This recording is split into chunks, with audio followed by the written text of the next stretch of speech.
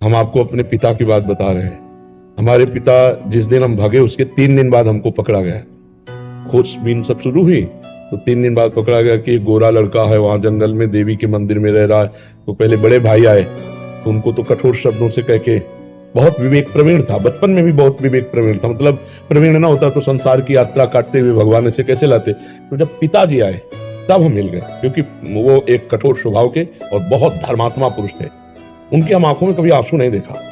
बहुत ही दृढ़, सर्दी गर्मी भूख प्यास सब बर्दाश्त करके संतों की सेवा करना, गैर एकदम किसान आदमी ऐसे। तो जब वो आए तो हमारे मन में आया कि मारेंगे अगर हम आंख खोलेंगे, बात करेंगे तो उत्तर हमारा मानेंगे नहीं है, और इनकी हम अवहेलना कर नहीं सकते।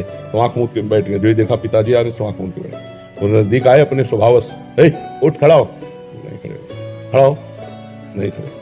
तीसरी बार का आप खड़ा हो जा, तो हमें लगा डंडा पड़ेगा चौथी बार तो खड़े हो गए, बच्चे ही थे, खड़े हो गए। तो चाचा जी वगैरह उनको बड़े भैया कहते थे, तो हम भी पिताजी नहीं कहते थे, हम भी बड़े भैया कहते थे। तो हमका बड़े भैया आपसे एक प्रार्थना करें।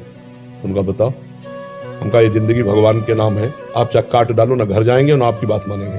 तो हम उनकी कृपा की बात बता रहे। एकदम चैप्टर बदल गया, जैसे भगवान की कृपा ना, तो उनका सच्ची, हमका आपसे सच्ची बात करें। घर नहीं जाओगे करना, कभी जिंदगी में ब्याह नहीं करोगे करना।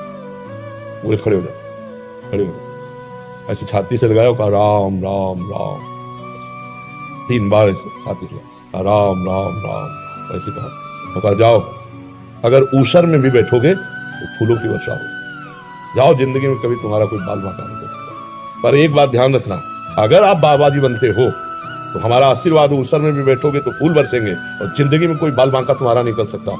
और अगर कहीं किसी की बहन बेटी देखी तो फिर तो हमका जिंदगी में आप इस बात को कभी नहीं सुनोगे। वो तो पधार गए, कई वर्ष हो गए उनको पधारे हुए, पर उनका आशीर्वाद, माता पिता का आशीर्वाद भगवान का आशीर्वाद होता है।